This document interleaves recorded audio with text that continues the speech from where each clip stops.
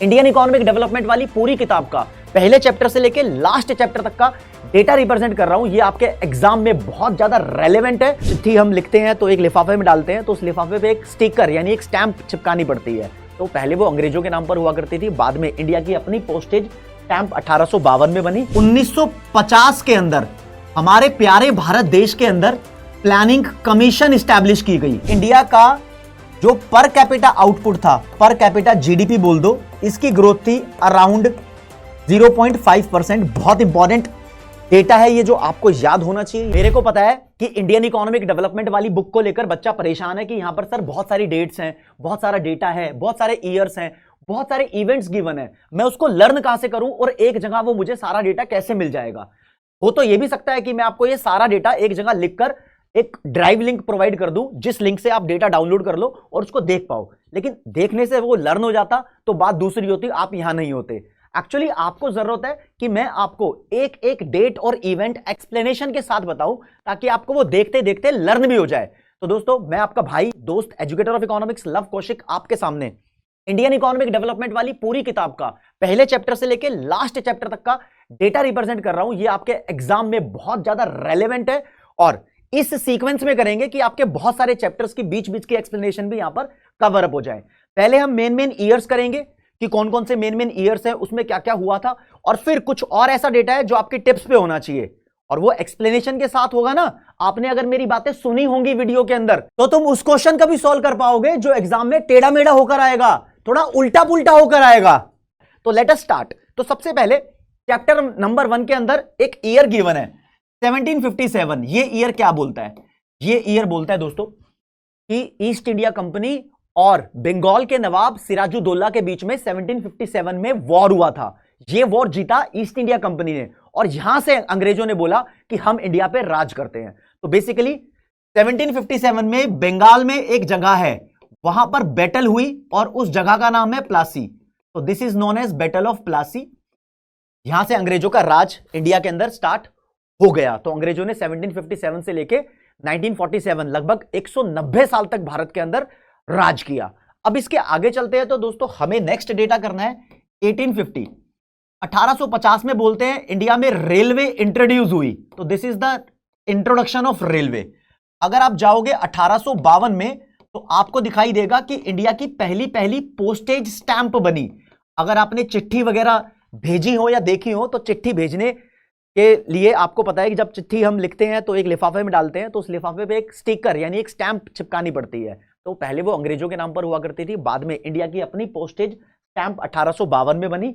और जो railway India में 1850 में इंट्रोड्यूस हो चुकी थी, 1854 के अंदर फर्स्ट रेलवे ब्रिज बना।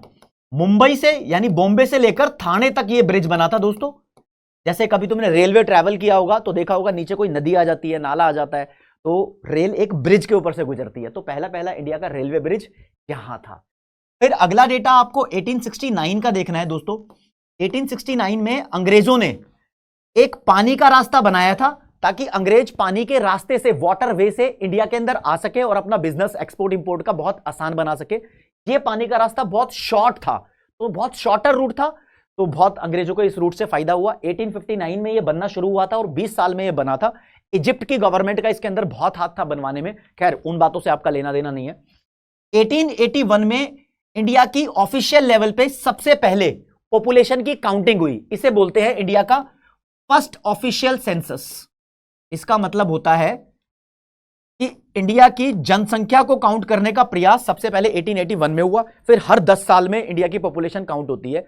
81 के बाद 91 में, फिर 1901, फिर 1911, 1921, 1931, ऐसे हर 10 साल में पॉपुलेशन की काउंटिंग हुई।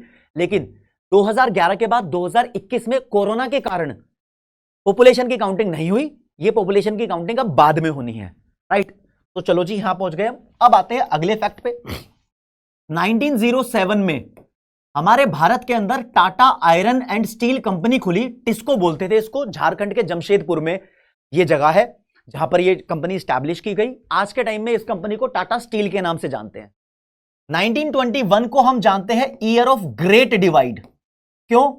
जब हम अपनी पॉपुलेशन को काउंट कर रहे थे 1921 में, हर 10 साल के बाद काउंट होती थी, तो हमने ये देखा 1921 से पहले इंडिया की जो पॉपुलेशन ग्रोथ थी वो बहुत स्लो थी, और 1921 के बाद इंडिया की पॉपुलेशन बहुत तेजी से बढ़ने लगी। तो डिवाइड आ गया, डिवीजन आ गया, पहले slow growth of population rate, फिर fast growth of population rate. इसके बाद आएंगे दोस्तों 1932 में इंडिया का पहला एयरवेज, टाटा एयरवे या टाटा एयरलाइन बोल लो, टाटा कंपनी ने एयरलाइन की शुरुआत की 1932 में की थी। फिर जब देश आजाद हो गया तो हमारे देश की सरकार ने इसको अपने कब्जे में ले लिया, तो इस एयरलाइन का नाम हो गया एयर इंडिया।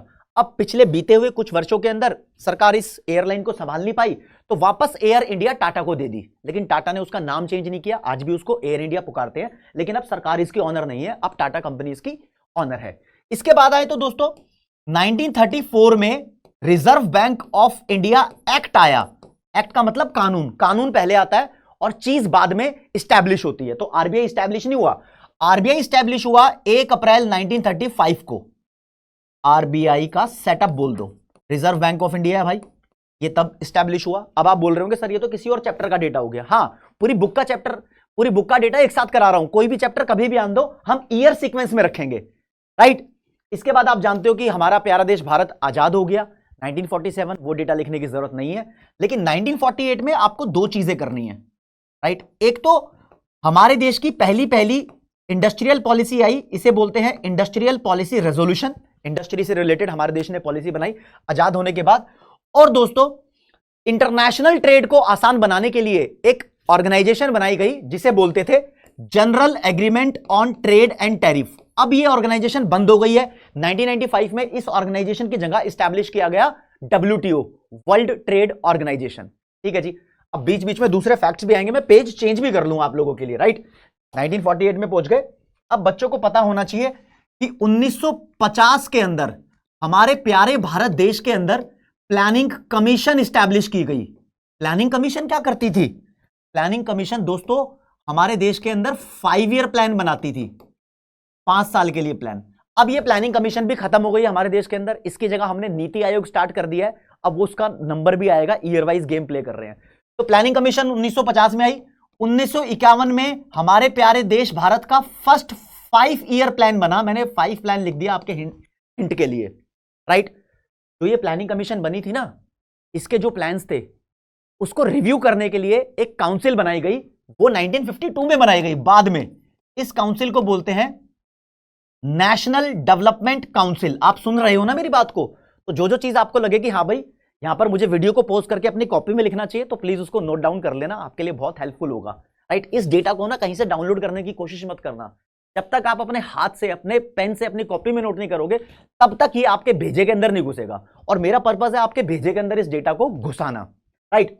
आते हैं भैया, अब पता है क्या, 1947 के अंदर इंडिया के साथ पाकिस्तान भी आजाद हुआ था, 1949 के अंदर चाइना भी आजाद हुआ था, और लास्ट वाले चैप्टर में आपको इंडिया, चाइना, पाकिस्तान भी पढ़ना है। तो उसका डेटा भी आपको यहां पर पता होना चाहिए। जैसे हमने 5 ईयर प्लान स्टार्ट किए 1951 में, ऐसे ही दोस्तों चाइना ने भी स्टार्ट किए। चाइना ने 1953 में फर्स्ट 5 ईयर प्लान स्टार्ट किया। अब मैं ब्रैकेट में लिख देता हूं चाइना। और दोस्तों ये 5 ईयर प्लान हमारे देश के साथ साथ पाकिस्तान में भी स्टार्ट किया गया। तो मैं यहां ईयर बीच में एक स्किप करके लिख रहा हूं। 1956 में ये 5 ईयर प्लान पाकि चोरों ने, यानी पाकिस्तान ने भी स्टार्ट किया। ठीक है जी, ओके, आ जाओ जी। अब इस बीच में जब हमने पहला 5 ईयर प्लान स्टार्ट किया, तब यहीं पर एक इंडस्ट्रियल रेगुलेशन एक्ट आया था। इंडस्ट्रियल रेगुलेशन एक्ट, इंडस्ट्रीज को रेगुलेट करने के लिए सरकार का एक कानून आया था। ठीक है जी, ये छोटा सा है। आगे बढ़ते हैं, 90s में ही चल रहे हैं दोस्तों। 1955 में हमारे देश में कार्वे कमेटी बिठाई गई। कार्वे एक बहुत बड़े इकोनॉमिस्ट थे, इन्होंने एक कमेटी बिठाई, बहुत सारे लोगों को बुलाया और बोला कि हम स्मॉल स्केल इंडस्ट्रीज और विलेज इंडस्ट्रीज को ग्रो करने के बारे में सोचते हैं। तो इसमें हमने cottage industries, small scale industries की ग्रोथ के बारे में सोचा। तो ये भी एक नंबर का एमसीक्यू बन सकता है। 1956 पे पहुंचते हैं तो पता लगता है कि इंडिया के अंदर 2nd नंबर की इंडस्ट्रियल पॉलिसी रेजोल्यूशन बनाया गया। यानी जो इंडस्ट्रियल पॉलिसी बनाई थी इंडिया की पहली 1948 में, इसको अपडेट किया गया 1956 में। के अंदर हमारे देश की इंडस्ट्रीज को 3 कैटेगरी में डिवाइड किया था, और यही सबसे लंबे समय तक चलने वाली इंडस्ट्रियल पॉलिसी थी। फिर इसको अपडेट किया गया 1991 के अंदर। आओ जरा दोस्तों, 1958 में चाइना वाले चैप्टर में दिया हुआ है, ग्रेट लीप फॉरवर्ड का एक कैंपेन स्टार्ट किया था चाइनीज गवर्नमेंट ने, जिसके अंदर हर घर के पीछे यानी हर घर के बैकयार्ड में इंडस्ट्रीज को एस्टैब्लिश किया गया था। तो मैसिव लेवल का इंडस्ट्रियलाइजेशन चाइना के अंदर स्टार्ट किया गया था, लेकिन ये प्रोग्राम फ्लॉप हो गया था क्योंकि चाइना के अंदर बहुत बड़ा क्लाइमेट चेंज आया था, ड्राउट आया था, बहुत सारे लोग यहां पर मर गए थे। आते हैं 1961 में इंडिया के अंदर एग्रीकल्चर पॉलिसी आई, तो उसे बोलते हैं न्यू एग्रीकल्चर पॉलिसी। इसके बाद आप आओगे 1969 में, बीच में तुम सोच रहे हो कि सर कुछ ईयर्स स्किप हो रहे हैं, ईयर स्किप नहीं हो रहे, वो इवेंट स्किप हो रहा है, वो मैं अलग से बताऊंगा आपको, राइट। 69 में देखो कितनी इंपॉर्टेंट बात हुई, सरकार ने 14 कमर्शियल बैंक्स को अपने कब्जे में ले लिया, तो इसे बोलते हैं कमर्शियलाइजेशन, नेशनलाइजेशन बोलते हैं। नेशनलाइजेशन का मतलब होता है जब सरकार किसी चीज को अपने कब्जे में लेती है तो वो नेशनलाइजेशन होता है। Nationalisation of 14 commercial banks. 1970 में हमारे देश में स्टार्ट हुआ ऑपरेशन फ्लड। ऑपरेशन फ्लड को हम बोलते हैं व्हाइट रेवोल्यूशन।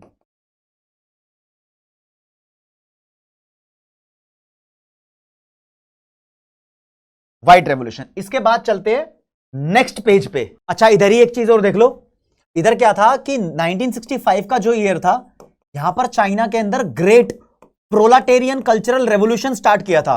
प्रोलेटारियन का मतलब होता है वर्कर। इस रेवोल्यूशन के अंदर ने चाइना ने स्टूडेंट्स और प्रोफेशनल्स को गांव भेज दिया था ताकि वहां से वो सीख कर आए, वहां पर ट्रेनिंग लें अपनी, तो चाइनीज इकोनॉमी को बेहतर बनाने के लिए। चलो जी 1970 चल रहा है हमारा। इसके बाद आते हैं 1974 में central pollution control board establish किया गया, एनवायरमेंट वाले चैप्टर के अंदर है। 1975 में हमारे देश में रीजनल रूरल बैंक्स स्टैब्लिश होने लगे। 1978 में चाइना के अंदर यानी चाइना कंट्री के अंदर इकोनॉमिक रिफॉर्म स्टार्ट हुए। जैसे इंडिया, चाइना, पाकिस्तान तीनों देशों ने अपने अपने इकोनॉमिक रिफॉर्म स्टार्ट किए, तो यहां पर किए गए। फिर 1979 में चाइना के अंदर वन चाइल्ड पॉलिसी आई, जो कि 2015 में बंद हो गई, और 2016 से चाइना के अंदर टू चाइल्ड पॉलिसी चल रही है। अच्छा जी 1982 में national agricultural bank for rural development खोला गया, नबार्ड। रूरल एरिया के अंदर सभी बैंक्सों का पापा बोलते हैं इसको, ठीक है, ओके। रूरल एरिया में जो लोग क्रेडिट फैसिलिटीज प्रोवाइड करते हैं उन सबका एपेक्स बॉडी है ये। पूरे इंडिया में फाइनेंशियल सिस्टम की एपेक्स बॉडी आरबीआई ही है, राइट। 1982 में ब्रिटलैंड कमीशन के द्वारा सस्टेनेबल डेवलपमेंट के गोल्स भी सेट किए गए थे। आगे चलते हैं, मैंने बता दिया कमीशन के बारे में आपको। 1986 में इन्वायरमेंट प्रोटेक्शन एक्ट आया, इन्वायरमेंट प्रोटेक्शन एक्ट, इन्वायरमेंट को बचाने के लिए कानून बनाया गया। हाँ जी हाँ जी हाँ जी।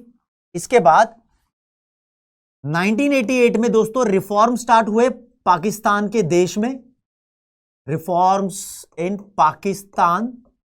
अच्छा जी हाँ जी।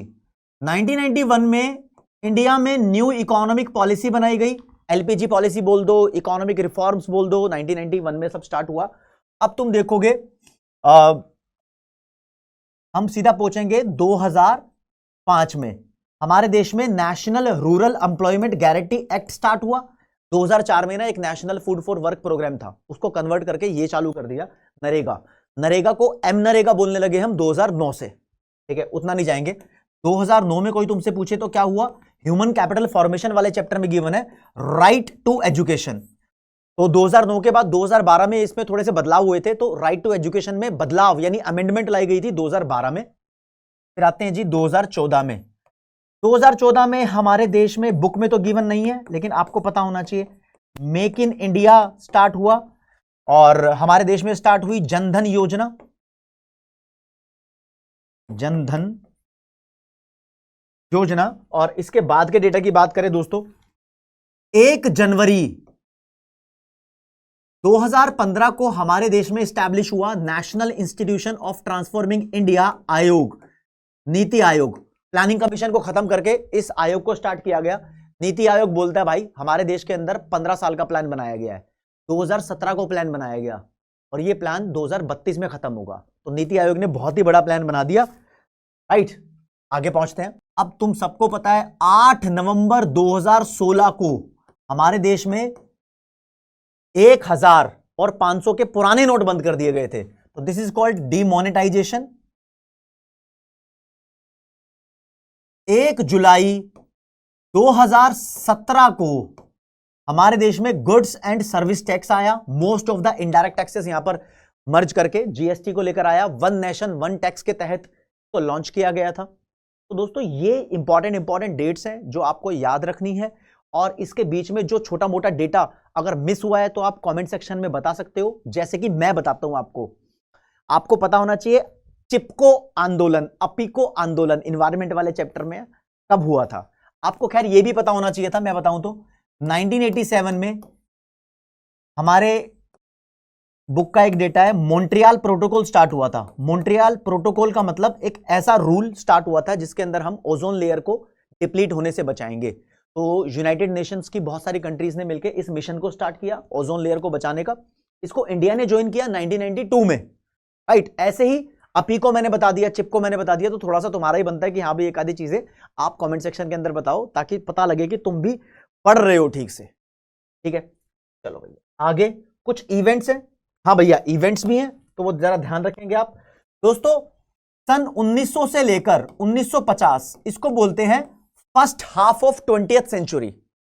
इस टाइम के अंदर इंडिया की टोटल जीडीपी ग्रोथ या नेशनल आउटपुट की ग्रोथ थी लेस देन 2%, और इंडिया का जो पर कैपिटा आउटपुट था, पर कैपिटा जीडीपी बोल दो, इसकी ग्रोथ थी अराउंड 0.5%। बहुत इंपॉर्टेंट डेटा है ये जो आपको याद होना चाहिए, ये चैप्टर नंबर 1 के अंदर है। ये डेटा दिया गया था डॉक्टर VKRV राव के द्वारा। हमारे देश में नेशनल इनकम के एस्टिमेट्स को कैलकुलेट करने के लिए वेरियस इकोनॉमिस्ट ने अटेम्प्ट किए, जिसमें RC देसाई, VKRV राव, दादा भाई नौरोजी, फिडले शिरास, विलियम डिग्बी, ये 5 नाम शामिल है। लेकिन सबसे ज्यादा नोटेबल या फ्रूटफुल नाम है जिसके डेटा पे विश्वास किया जाता है वो है VKRV राव, राइट। आगे आओ। अच्छा ये तुम्हें पता होना चाहिए था, ये मेरे बाबू को ना ये डेटा पता होना चाहिए था। ये डेटा ना एक्चुअली बहुत ही ज्यादा इंपॉर्टेंट है, आपके पेपर में आ सकता है।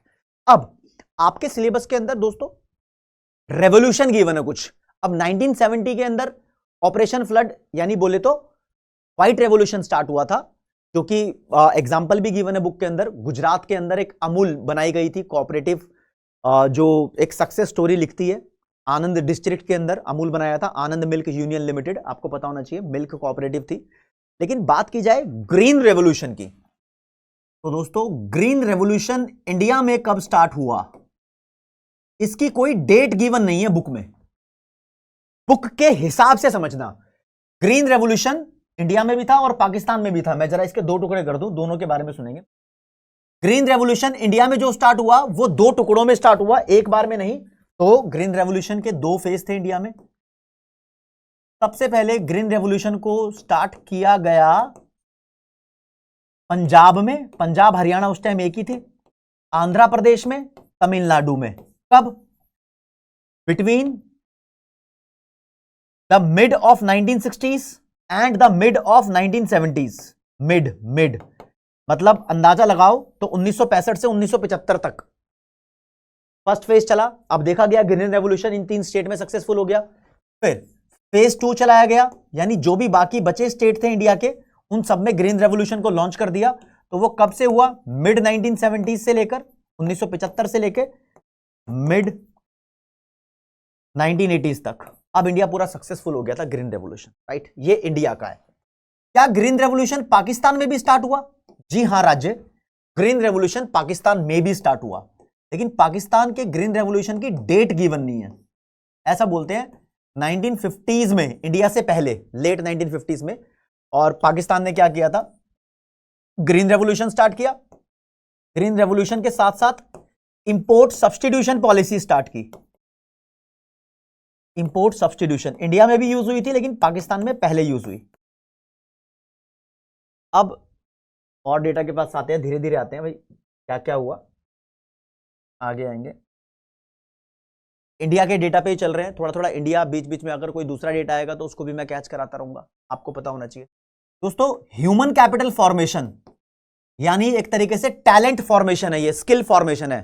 ये हमारे देश में 7th 5 ईयर प्लान पे, 7th 5 ईयर प्लान में इसमें ज्यादा इंपॉर्टेंस दी गई, इसको हमने ज्यादा फोकस किया गया भैया। ह्यूमन कैपिटल फॉर्मेशन बहुत इंपॉर्टेंट है, कब इस पे फोकस किया गया? 7वें 5 ईयर प्लान पे। ये भी आपके लिए। अच्छा जी सर, एक एक करके बता रहे हो? हाँ भाई, एक एक करके बताऊंगा तभी आपको समझ में आएगा। 1991 से लेके 2003 तक हमारे देश में गोल्डन रेवोल्यूशन चालू किया गया। गोल्डन रेवोल्यूशन का मतलब होता है फ्रूट, स्पाइसेस, फ्लावर्स, हनी, इन सब चीजों का प्रोडक्शन बढ़ाने पे फोकस करना, ये गोल्डन रेवोल्यूशन है। ये भी रूरल डेवलपमेंट वाले चैप्टर के अंदर गिवन है, ये भी आपको पता होना चाहिए। और आते हैं राज्य, और एक एक करके आएंगे। देखो जी, रिकॉल करते हैं। चैप्टर नंबर 1 है Indian economy on the eve of independence. उसके अंदर कुछ डेटा गिवन है, जैसे कि हमारे देश के अंदर डेथ रेट कितनी थी, बर्थ रेट कितनी थी, infant mortality rate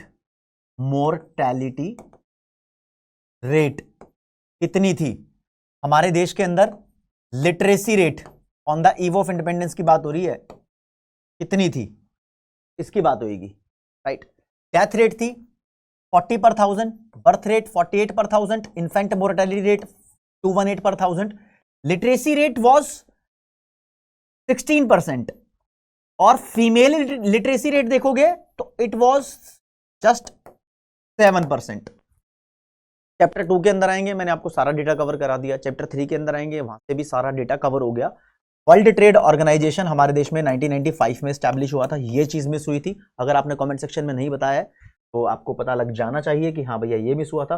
chapter number 4 human capital formation पे आएंगे, हमारा सारा डेटा कवर अप है। फिर आएंगे हम एम्प्लॉयमेंट पे, सारा डेटा कवर है। फिर हम आएंगे रूरल डेवलपमेंट पे, सारा डेटा कवर है। इन्वायरमेंट पे आएंगे, सारा कवर है। और इंडिया, चाइना, पाकिस्तान पे आएंगे, सारा डेटा आपका ऑलमोस्ट यहाँ पर कवर अप हो गया। तो ये चीज़ें इंपॉर्टेंट थी जो आपको जाननी थी। कुछ चीज़ रह गई हो तो दूसरे बच्चों को भी पता लग जाए तो आप कमेंट सेक्शन में बता देना। आई होप आपकी तैयारी बढ़िया चल रही होगी। All the best.